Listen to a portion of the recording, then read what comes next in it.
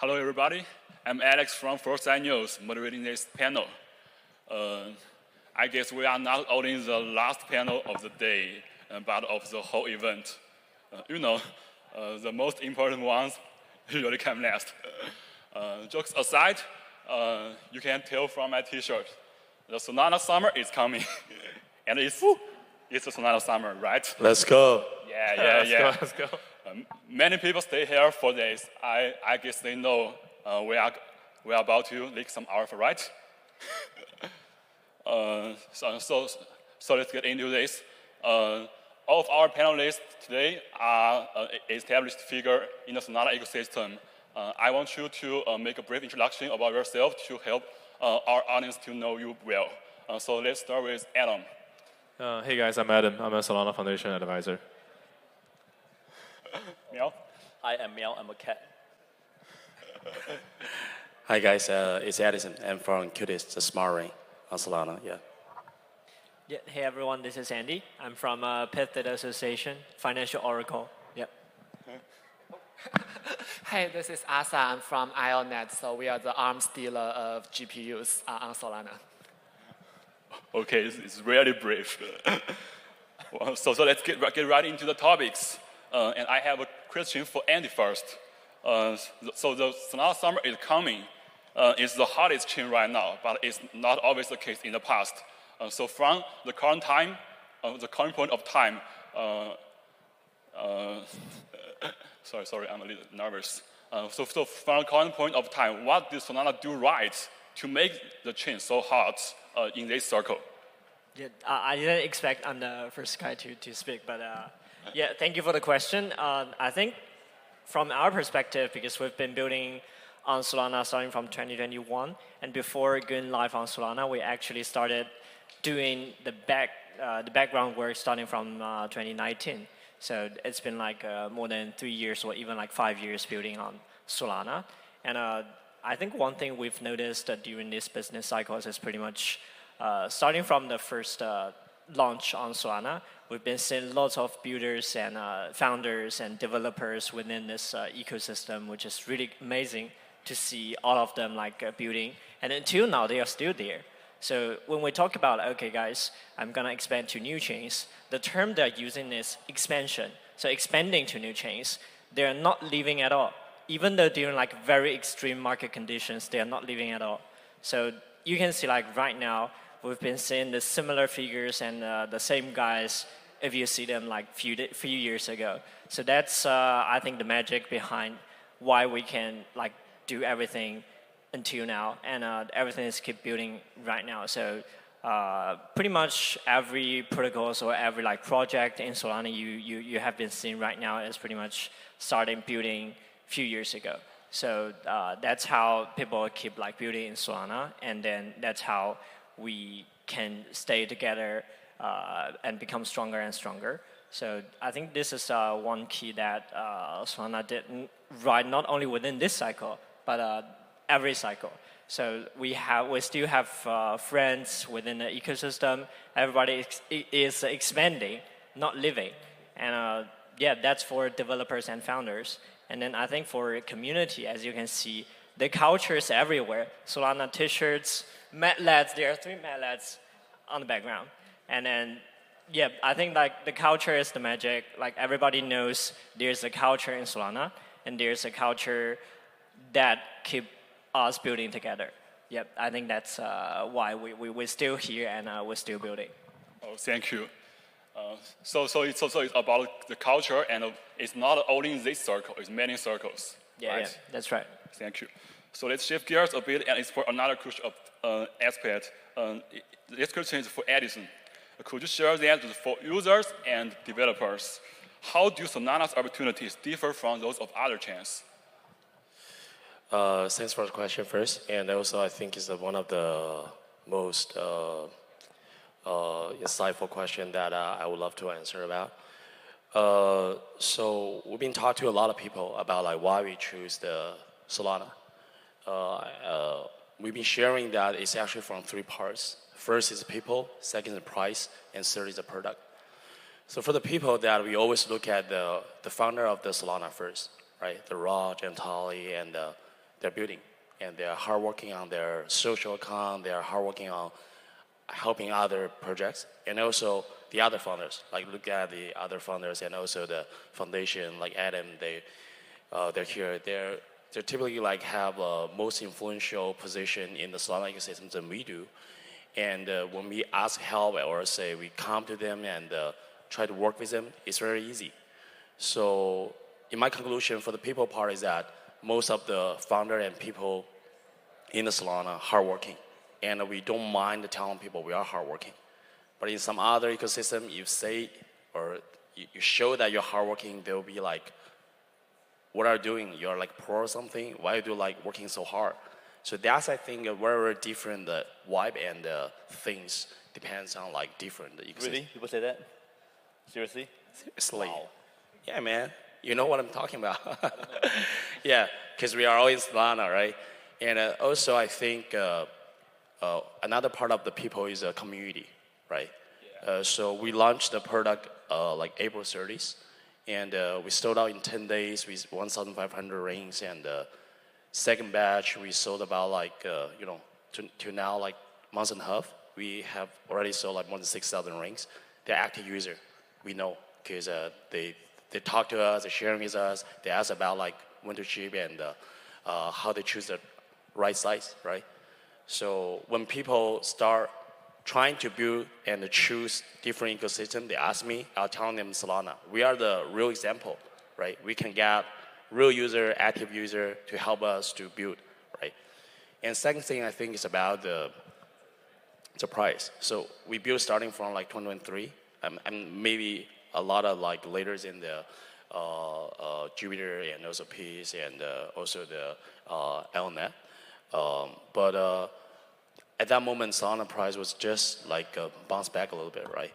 And I think at that moment, still a lot of people building and community is active, right? So I think then that's gave us a huge confidence, and also we think about that could be like come back for sure, as long as like people getting together and build. And third is the product.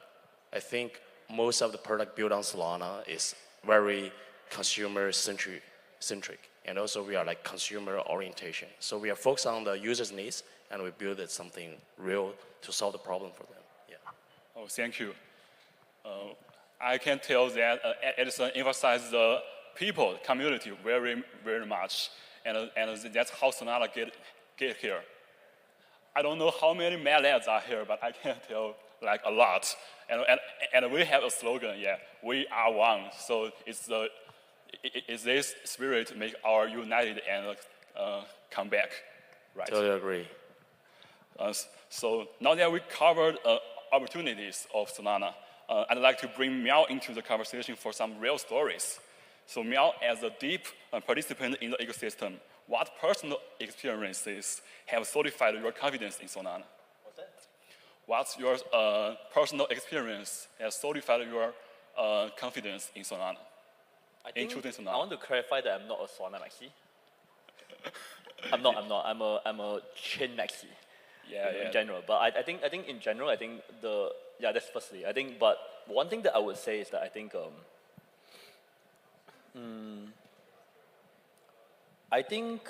the pivotal moment was really $8, right?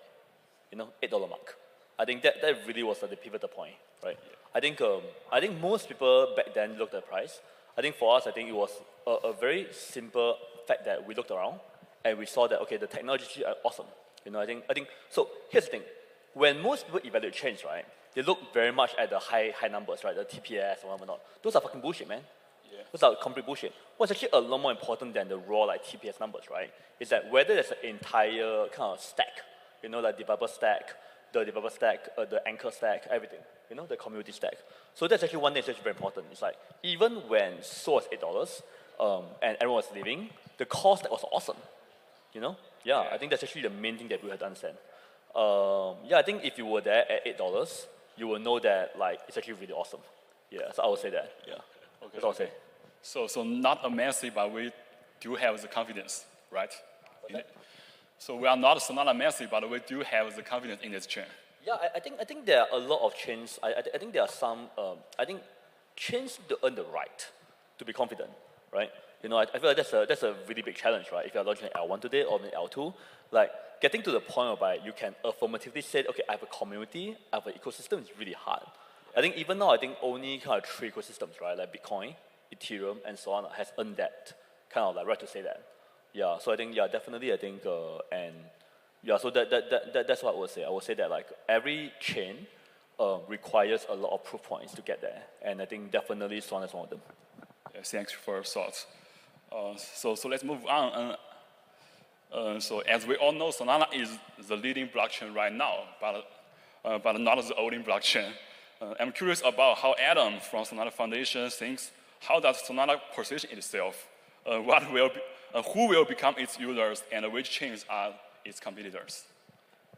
Yeah, so first of all, I'll introduce Solana. So Solana starting from 2018, and then the position of the chain or the ecosystem is trying to bring the massive adoptions to the crypto. So the speed of the chain is really fast. The cost per transaction is really, really low compared to like even now, like some new chain come up, I think it's still very low. So example for that is like if you spend like $10, you probably can do like 5,000 transactions. Which compared to like Ethereum, you have to like spend like $2 per transaction and wait for 2 minutes. So that's like one of the technology, as Miao mentioned, like this is actually the whole stack of the technology front up and down that making the huge difference. Actually, just to real quick there is that I think if you are actually looking to get into any chain, you should really just not look at the technology. Really use it yourself and actually try to develop on it. You'll learn so much more than looking at analysis on YouTube. Yeah. Right, that's the point too. It's like the community and the culture. So Solana has been through a lot of ups and downs. We know a lot of things like, you know, it used to be like the whole chain down and then like FTX things happen. But the community and the developer are very resilient. Like the innovation never stops. So that's what I saw as like during like the $8 times. Like it dropped from like $250 to $8. That's a huge like price withdrawal, but like for developers, they just keep building. That gave a lot of people an ecosystem confidence. Which I think like that position really show people like how this community is different from others. And also I think like from the user perspective, the developer is definitely one of the major users. Like they develop, but also they use. And then like retails. Retails is a huge market. Everyone trying to, for the whole crypto, right? It's been spending like almost like 15 years trying to grab retail users into crypto. But this is a very different time for me. For example, Solana has recently has a Blinks. It's trying to, shorten the gap between people who trying to find a crypto usage that they can directly use the things on Twitter. Also, for example, like a very nice product like Jupiter Build, was like an aggregator and also like the perp trading DEX that can making people like feel this is like more like a Web2 product. And then Qtis building this like Ring, the Deepin project. And also IO.net supply all this like hash rates, like computing powers. So slowly, I think like if you really want, you can actually replace everything in your life, most of things in your life with crypto-related product. For example, there is a phone. There's like Solana phone, and then there's a watch, and then there's a ring. Yeah, and then also you can get a data. You can get like computing powers. And a DEX. So yeah, it get a lot of things. Also, like Lily just mentioned that the PayFi was part of it. PayFi was very, I think like very nice angle. For example, like it really trying to grab like this massive usage into people's life. Paying is between like I pay you money or token and then I got a service or something else. It's not like a trade. So it has a very huge upside from my perspective. Yeah. Well, thank you. Speaking of the phone, I have the Saga One and received many airdrops. It's fun to mention that. Airdrop is one of the people trying to use as a channel, which I think is very nice because like phone become a distribution channel, become a platform. It's nice to have that, yeah. But it's not the major. so Saga 2 sold out in very short time. So for the Adam. Solana is for mass adoption, and the developers themselves are users. So I guess that's why the developers here are so resilient, even in the bear market. Yeah. So I think like developer, they know what they want, and then because they're users, so they're building the product that they want to use, and also like user want to use. Okay. They're not like just building something like they think it's cool, but like the reality like there's not many usage. So I think like the infra has been like innovating, developing for a while. Slowly, I think like there is an angle like pivoting into the consumer level, which is like developer trying to build like this consumer app or the apps. Yeah. Okay. And for retail users, so just like Mel said, just use the chain first, and you may forget all the FUD. Okay. So Asa, given your extensive work in the deepin sector, okay, I'm particularly interested in your take. What advantages does Solana have in the deepin space, and how has IO.net leveraged them? Yeah, so essentially, if you look at deepin, like Solana is the only chain. Solana is the only like major public chain that's prepared and that's good for deepin, and I think that's for a few very good reasons. The first one is the cost and the the efficiency, and the second is the foundation, finally ecosystem. So first, cost, right? We all talk about how cheap Solana is, but if we think about this from a startup perspective, imagine like you are a startup, you want to do some cool things like tokenizing a bunch of 4090s or A100s on IONet, and you just got an angel check of like 100K. So on Ethereum, for you to just mint like 10,000 NFTs, that will cost you, I don't know, like $10,000 or something. But on Solana, it's like $100. So you can do like 5 iterations, 10 iterations every day, every week, until your product is perfect, and then you can push it to the market. It's the cost of iteration, the cost of like just doing random experimentation and development is so much lower. And that makes it so much easier for like smaller teams to grow, to experiment, and to eventually be successful on Solana. And that's exactly where IONet came from, right? Like IO didn't choose Solana. Like IO was homegrown from out of Solana. It was picked as one of the winner projects at the Breakpoint hackathon last year. And then it became like I think multi-coin notice and then HackVC notice. Eventually, like the catapulted growth just came in because everyone was crazy about AI and deepin and stuff. So yeah, so that's how I believe Solana is such a conducive ground for AI, for any sort of like early stage, highly like quick iteration projects. And the second point is just like the foundation people are so cool. They are like the coolest people I have ever seen. Everyone on the Solana APAC team, Adam, Daniel, and Yao, they are all just great people. And they have this very holistic ecosystem. They have the foundation, they have like ventures and like the studio thing who's doing a lot of development. They have FireDancer to always make sure it's not just the fastest blockchain now, but in 10 years.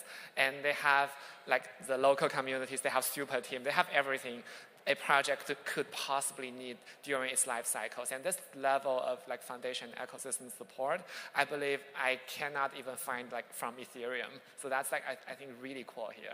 And finally, there's this ecosystem. As I said, like I think 80% of deepin today is on Solana, and Multicoin, which is like the fund that's like very big about deepin, they invested in a lot of Solana deepin projects. I think that's sort of like just investor ecosystem that if you are doing deepin, if you're doing compute, doing anything, like you should come to Solana.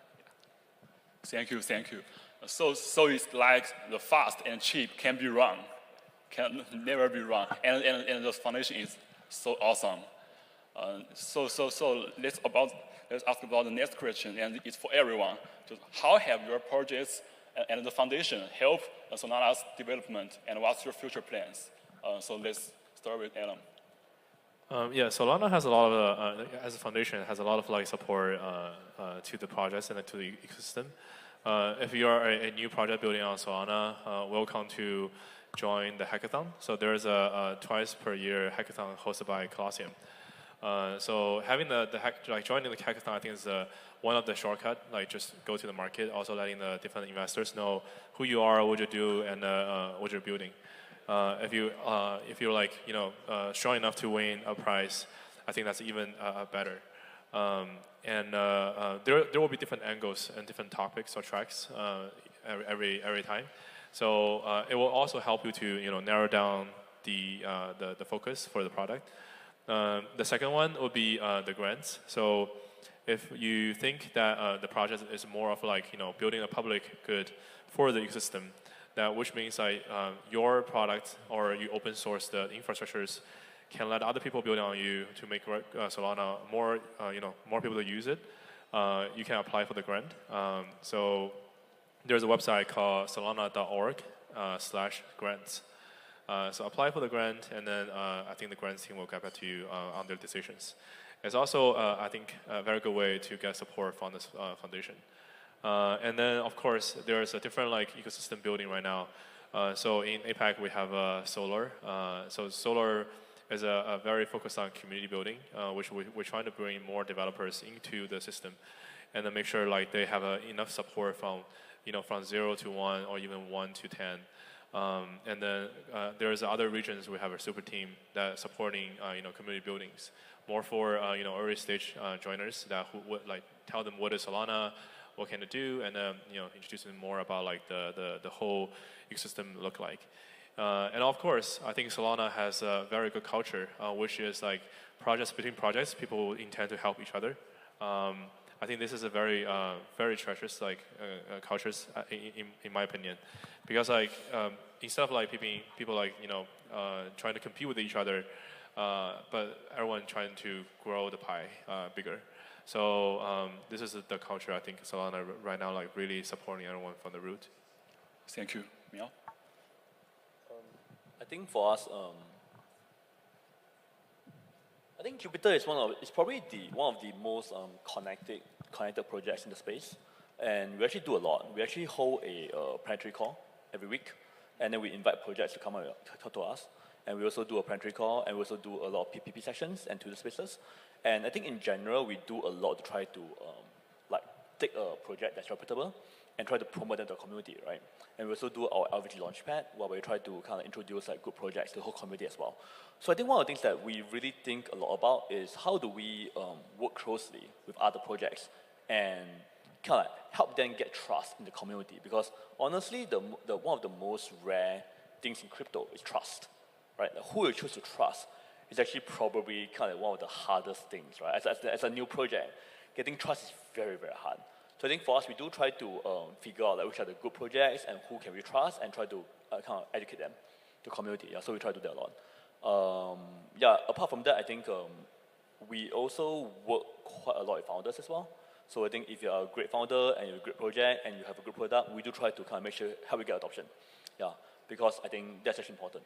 So as for how to get adoption in anywhere, in Solana or anywhere, I mean, just build, man. Just build and get connections and get users. That's all you can do, man. Because the moment you get users and the moment you get traction, people know you. Done. Over. That's how it works. Doesn't matter how many people you know, how many VCs you know. If you have no users, don't give a fuck. Yeah, that's the reality. I want to add that this is really true, because Jupiter never raised, and they just build a product, and they're based in Asia. So I think a lot of ventures doesn't like it. No, I think there is a stereotype, people just exactly. You're in Asia, I don't know, it's a fast-paced project, but I think the reality is not. So I mean, I'll tell you, man. I think okay, let's do real talk, okay? Let's do real talk, right? Let's do real talk, guys. I think one thing that's for sure is that I think when we first got started, right, we actually had no connections. I'm not kidding, right? I think we really I think we had very little connection to the wider ecosystem, and what we did was we just started building and really started building good product. And over time, it was one of those things where I think a lot of teams, I think they spend most of their energy, right, on getting in touch with high level people. I think we just didn't do that. We just really focus on stuff. So I feel I mean, it's a bit risky, because as a project, right, you always feel oh, I should know A, I should know B, everything, right? Because there's a lot of pressure. I think, but I feel if you commit to it and really believe in yourself, you can probably make it. Yeah, a lot of respect. I mean, I've been telling everyone, if you really want to build something good, build a good product, look at Jupiter. Because the product is a proof point. It's it doesn't matter. It's I feel in crypto, right, there's a big problem, guys. There's a big name dropping problem, It's okay, I don't really believe in myself, therefore I have to say I know Adam, I know Edison, right, so that people trust me, right? But here's the thing, man. Adam and Edison, they won't back you if you have a good product. That's it, full stop. You only get backing if you have a good product. So end of the day, you have to rely on product. I think in crypto, right, too many people spend way too much time trying to name drop, as opposed to, like committing to the craft. Yeah, so just focus on the product and earn the trust, and everything just happens naturally. I'm not naive, right? I'm not saying that your product will win, right? Okay. But I'm saying that the product is a basis. It's a ground zero, Yeah. It's like the product is your roots, 你的根啊，对不对？ Yeah. 如果你没有根死，对不对？ Yeah. It doesn't matter if you have the connections and networking is like your leaves, and your branch, right? It's like you can have all the network connection if you want, but without a strong foundation, you just die. That's how I think about it. Product is your roots, 你的根。 Okay, gotcha. Awesome. Edison. Yeah, so I think that both Adam and Mel have brought up like great points. I think I totally agree on that, and also I think for one thing really, really important for building on Solana is that something that you don't have to chasing hard if you can build a good product. Because what you're trying to do in the crypto, right? I was in the space since like 2016. I think the oldest. I mean, I didn't see the old cycle because that was start from like 2011 something. But starting from 2016 to now, I think there's a lot of cycle up and downs, and the narrative change and the things change. But I think one thing don't change, right? The product. Yeah. So talk about the next step or say next stage about the Qtis. It's I think mainly about like the product and growth. So we want make the product better, the rings, the applications, the user experience, and also we want to deliver these products to the user, get the feedback, let them tell us like how good it is or how bad it is. We all take it and we go back and build. I think, and then word of mouth, people come back and they bring some new people come back, and then you got really solid product and also the users, right? So we also showed up the leaderboard. So our leaderboard is very, very simple, only one layer, not like multi-layer like marketing strategy or something, just one layer. You can invite one people, and you can invite a lot of people, but only you get like one-time bonus. And now you can share bonus with the inviter and the invitee. But based on the past 2 to 3 months, we have seen that once people get the product, I won't say 100% of people will recommend the product to another one, but we can see like at least like more than 80% of people have tried to invite another guy or girl or say like introduce our product to others, say check this out, it's really cool and I have got this, and we have made them like here, there, like Mel said, like even if you know a lot of people, you say you know them, and when people ask them, if you don't have a good product, they're not gonna back you, right? Because everybody has a credit, right? If you have a good product, you don't need to know these people. They'll help you to talk to others. A lot of people we get to know is because others or other users, So they use our product, they know about us, they try out, and they go to other events, and they're telling us, okay, they really like our product because it becomes something like an icebreaker. Because, I think there's like a small window time for us because we're new. And, past that, when you become nothing new and there's something similar come to the market, then you're not going to be the icebreaker. Your product going to be the icebreaker. And you have to have a solid, useful product. If your product is not that good, people are just going to talk shit about you, right? That's also like, and now I think connection works sometimes, but it cannot work all the time, right? Because everybody tries to get the regulation, compliance, and everybody like taking serious about crypto day by day. And so I think the project we're building now is not just for the crypto native people, but also for some people like in general, a general consumer. When they want to buy crypto or related product, what's the first thing they think about, right? So I think for Smart Ring, it's really easy product for everybody to know, to understand and use about it. But we also need to compete with others in the future, like the Auras, Oops, like Moano, now like Galaxy Ring, and also Apple has a ring.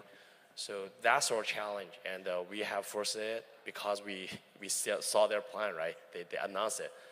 But only thing I think in the next 3 to 5 years for us is just build a real product and make it really useful for people you want to reach out. Yeah. Okay. Thanks, Edison, for your insights. So, Andy, what's your take?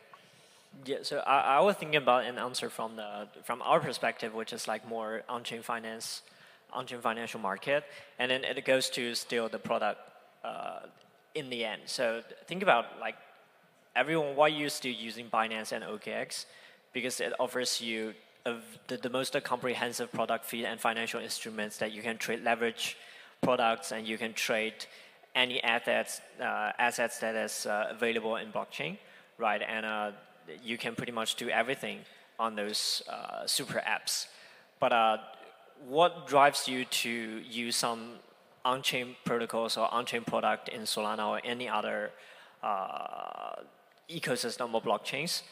That are something that you feel excited, and there are something that you feel you can find new opportunities there, right? So, for example, like you can stake and earn airdrops from one of the Solana apps, or you can do something new from Deepin product, or you can try something out when you buy a new Solana phone. So there are some like really icebreakers that drive you to use a new product. And I think one thing is like, from our perspective, we are empowering protocols to achieve this goal, to break your ice and to really get you on the product itself. And these products have to be spent on much time to build. And then you have to spend like years of work and efforts to find the best product market fit, and then to find the best environment to build the product. And of course, Solana is one of them, because you can see it provides you the most robust infrastructure in terms of like when you trade a financial assets, you have to rely on the high frequency data. When you trade on Jupyter, you have to see this data have to be accurate, and the time of finality is within seconds, right? Then you have the similar user experience when you do trading on Binance and OKX and any other centralized exchanges. So it's really about the icebreakers, and it's really about some exciting opportunities that you see within this ecosystem. And Solana is one of the ecosystem that keeps bringing this excitement to everybody's life and everybody's like phones or just your hands, and then it drives you to try it out. So yeah, I think that's something exciting. Thanks. Yeah, so I believe like crypto has a huge problem. That is a mismatch between attention span and like the building cycle, right? Like in the attention cycle, every project, people pay attention to it for like 3 weeks. But in the building cycle, you have to take like 3 years to build something that's really big. And that's exactly the kind of problem like we are facing or we are looking at right now, because like IONet hasn't really listed on Binance for like 2 months, and now people feel like this should be enough time for you to build the next generation of AI, which is like not true, right? So, but I believe that's something that, and we are running actually day to day in terms of building the product, we are running into a lot of difficulties and problems. For example, we find out like there isn't really a good out-of-the-box solution for staking in Deepin, because that's kind of a combination between custom Oracle data and some on-chain logic to determine the slashing, the rewards, and whatnot. And although both pieces independently exist, nobody has ever connected them together to make a staking like base layer or protocol that is good for every Deepin project. And that's something that needs to be built, right, as a middleware or as a base layer. And that's something I believe what gives me confidence in this building process or in the team's building process, I'm not exactly the person building it, but the team's building process is that we know if we build something like that, if one of our ecosystem project builds something like that, it's going to be useful for not just us, but like 20 other different projects in the ecosystem. And that's something I believe is really magical about Solana, because the reason why people have this confidence is because they believe Solana is going to be around not just this cycle, but next cycle, but in 3, 5, 10 years. That's why they believe building these composable like cubics is important. And that's something makes Solana an ever stronger ecosystem. So I believe like to sum it all up, it's just like the winner keeps winning, right? Like confidence begets confidence, and developers begets developers. Thank you. I fully agree with the building circle and attention circle take. And from our panelists, I didn't hear many complex concepts. I hear product. I believe our audience can tell the difference. So finally, here comes the last question, and it's time to speak some alpha. So the question is pretty straightforward. What is the next alpha area or track for the Solana ecosystem? Adam? Yeah, so this is a totally personal opinion, no financial advice.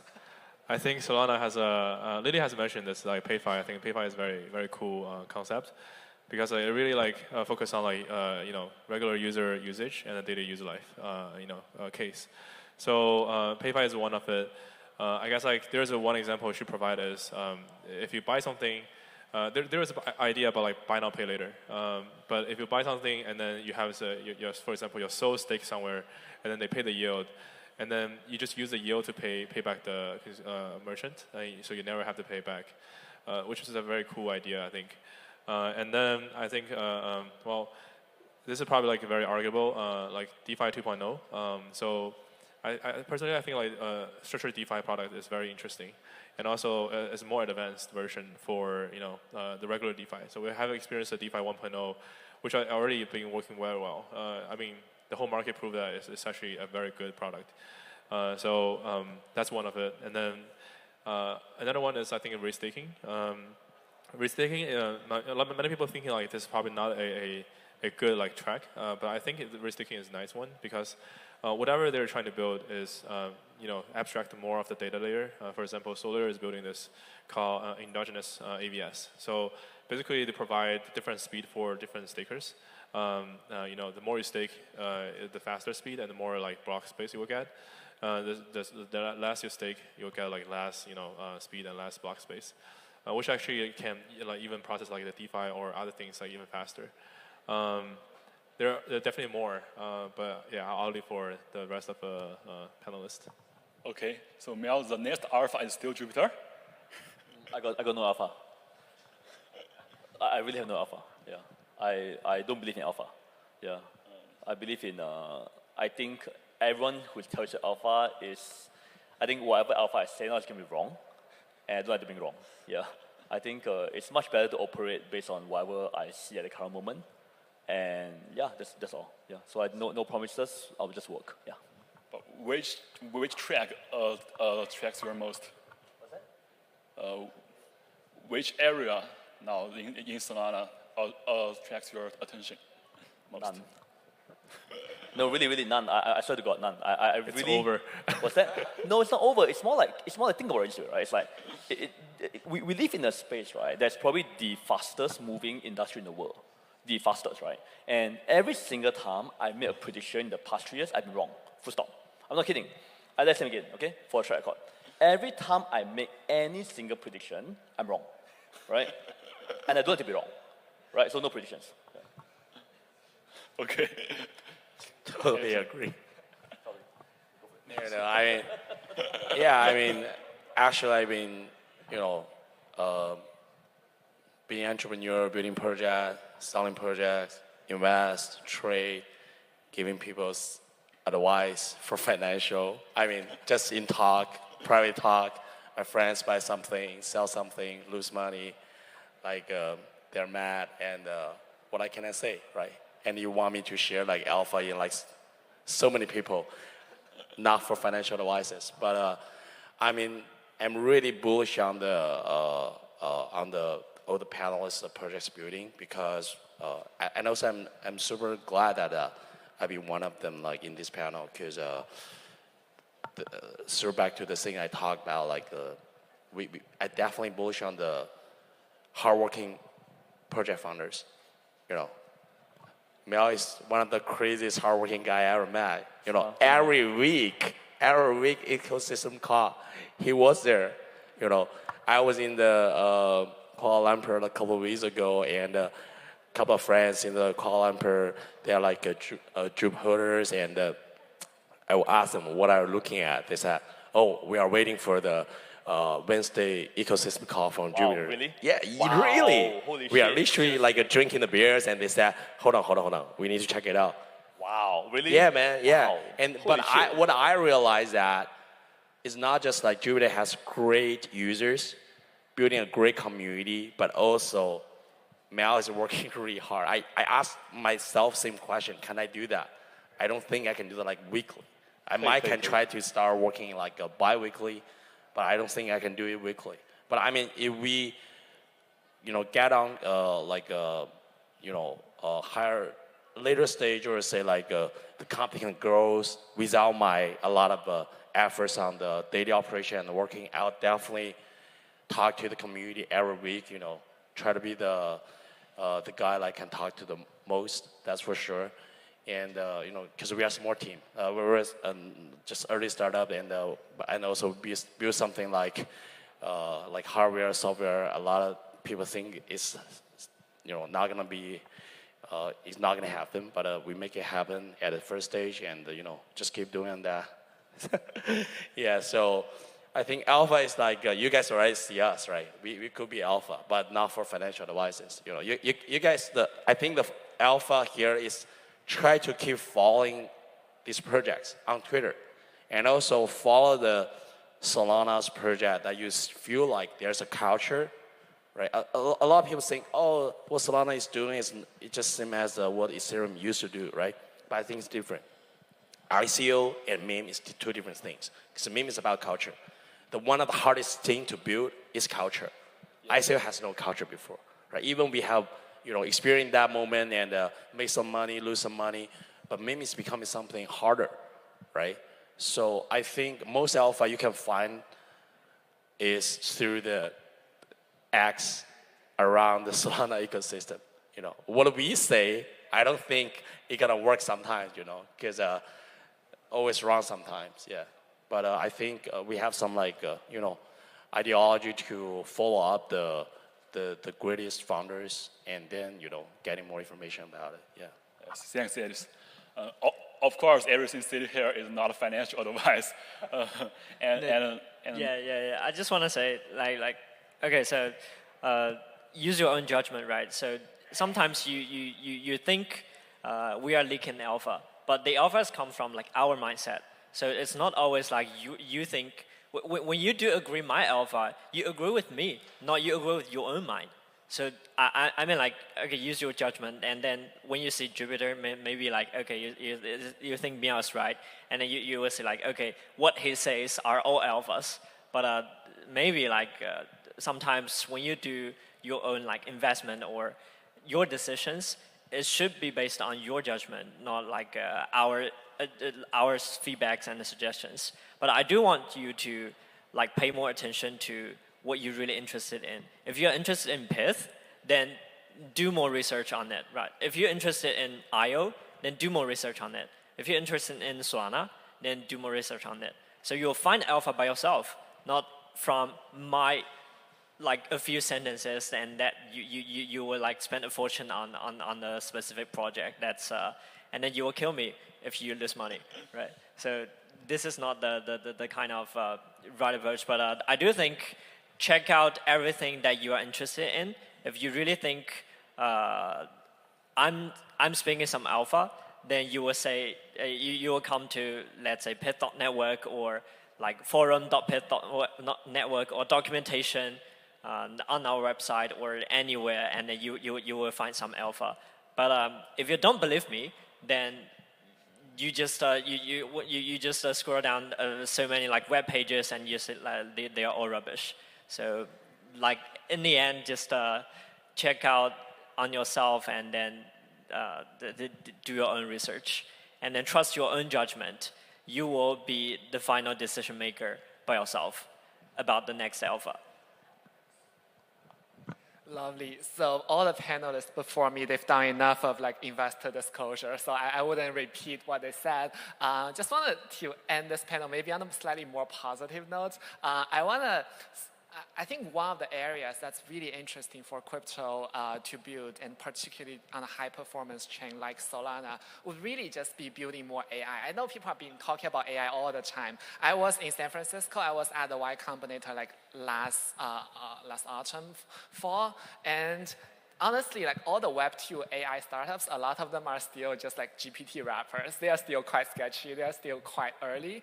And I think this is one of the very exciting areas where we can also build something. Like even if the product is early, it's not really like super sophisticated. That's the user experience is not going to be like 10 years apart from whatever Web2 is offering. It's probably like only 6 months apart. And that's a distance. That's a kind of differentials that we are able to make up with like better incentives. We're able to make up with hard work, and that's something going to get like a lot of real users and marginally new users interested and start to try out your project, and start to try out Web3. I feel like that's something collectively is going to be net good for the development of Web3 in general. And in terms of what kind of AI, that could be anything, right? Like there's a million chatbot applications out there, but there could be more interesting things. Like blockchain has so much data, it's a headache for me to go through SoScan and like find what exactly happened to this transaction. So can we have some AI that deals with that sort of like data scripting better? Can we have some AI that represents the project better, like maybe he reads through and digests all the project documentations, Discord messages, Twitter messages, and everything, and they can answer any question for you based on whatever information they got for this project. I believe there's a lot of things that potentially AI could do to help make the retail experience in crypto, like the product experience, not the trading experience, better. Yeah, and I think that's one of the things I really would love to see in the ecosystem. Thanks. Okay, I'll just hijack it a little bit. So I don't want to make this panel too boring. So I'll have to say something. Okay, so I have just met Mel. I'm fully like a Jupyter users for not like too long, but a year. And I know Jupyter's products quite well, but I think a lot of people don't know one thing about Jupyter is a JLP. Okay, full stop. Do your own research, not for financial advices. JLP, check it out. You know, it's something you need to check it out. But I think a lot of people don't know about it, okay? I think it's okay because I'm seeing others' projects, not saying mine, right? So I just want to make this panel a little bit more interesting because I think all the audience is not like founders, all like founders or entrepreneurs, right? So yeah. A lot of consumer users, they want something. Okay, we give you something. Okay, yeah. That's a you good one. will find a chart that's uploading. Okay. So I mean, just to wrap up, for my end, I think lots of people talk about ecosystem core and GLP. I would say one thing. I think Ken Synthetics. He was on a project call. He was like, "Wow, you do this every week." He couldn't believe it. He was like, "Wow, you do this every single fucking week." He couldn't believe it, right? And I'll tell you one thing, bro. It's like, as you're saying community now, right? It's like we have this entire process set up, teams to run it, right? It's actually an entire process. So I feel like... Also, you guys have the POAP, right? The POP, no, right? that's one thing. That's easy. But then the difficult thing is that I think that people don't do is that you must understand that to run something like that, you need like 3 different processes to do it. It's crazy, you know? Yeah. Okay, so time is up, and that's all for today's panel. Thank everybody, and please give another round of applause for our panelists sharing. Thank you. Thank you. Thank you, Alex, and all our guests, and for the wonderful discussion and to closing our conference. Photo time.